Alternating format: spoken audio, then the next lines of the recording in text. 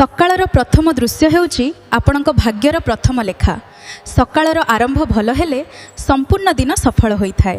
ସକାଳେ ଆଖି ଖୋଲିବା ସହିତ ଆପଣ କ'ଣ ସବୁ ଦେଖୁଛନ୍ତି ସେଥିରେ ଆମର ସମ୍ପୂର୍ଣ୍ଣ ଦିନର ଭାଗ୍ୟ ଲୁଚି ରହିଥାଏ।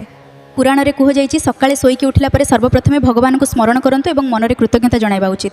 ପୃଥିବୀକୁ ପାଦ ଦେବା ପୂର୍ବରୁ ମନରେ ନମସ୍କାର କରନ୍ତୁ। ତାପରେ ନିଜର ମାତାପିତାଙ୍କ ପାଦସ୍ପର୍ଶ କରିବା ଉଚିତ। ସେମାନଙ୍କ ଆଶୀର୍ବାଦ ଆପଣଙ୍କର ସଫଳତାର ଦ୍ୱାର ଖୋଲି ଦେଇଥାଏ।